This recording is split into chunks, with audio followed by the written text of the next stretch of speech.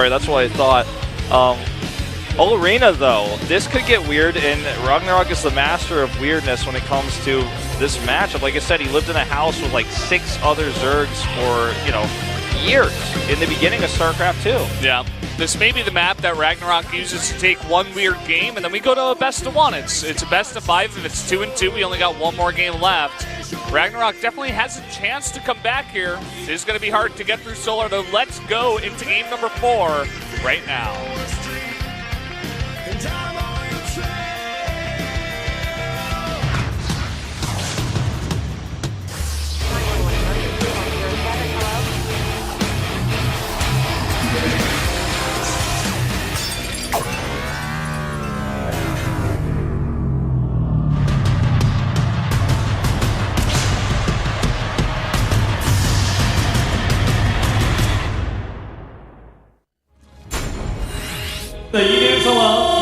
Set number 4 on Arena.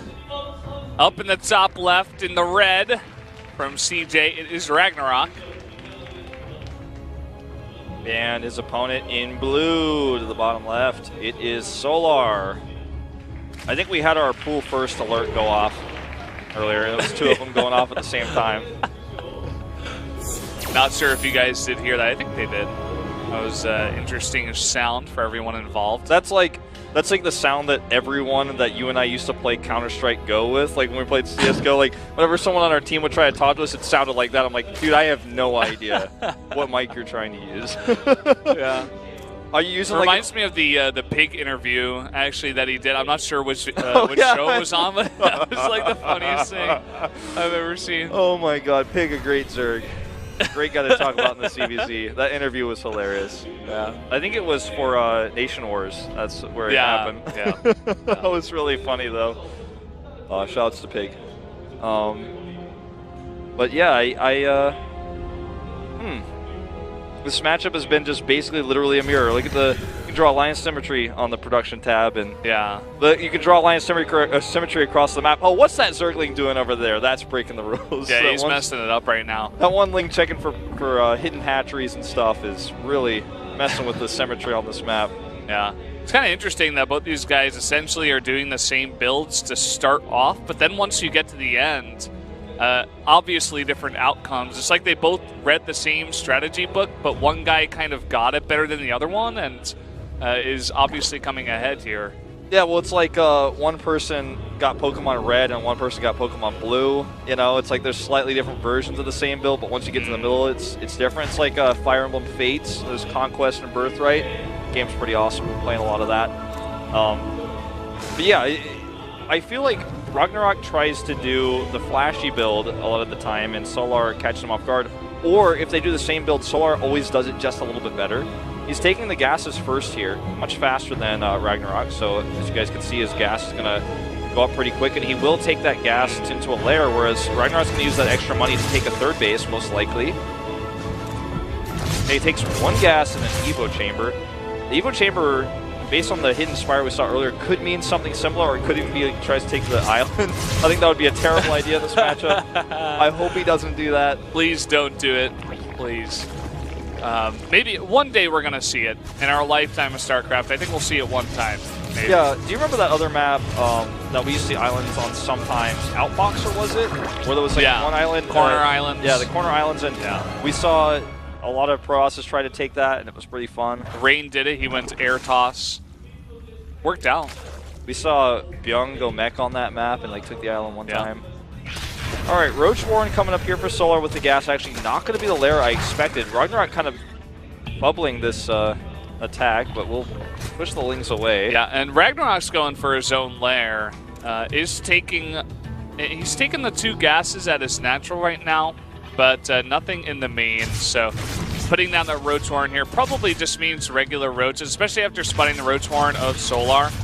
Oh wow, he's considering sending all of his Lings in now. Kind of hesitating there for a second, but he wants to get all the scouting information. He's going to sacrifice a lot. He's going to see the lair now. You also see Ling speed is on the way. So he might get the feeling that this is going to be a timing attack, with roach speedlings, with speed roaches as well. But and as soon as he thinks that, the third base goes down, which he has no vision of whatsoever. There's nothing, like his closest overlord isn't anywhere near to that base. So RagnaroK got some scouting information, but it's no longer as relevant as it would have been. Oh, this is really important. You're going to catch that drone. And Solar scouts the whole main base, and that drone's going to go down. Yeah, just get that drone, and we do see, as you were saying, kind of tricking.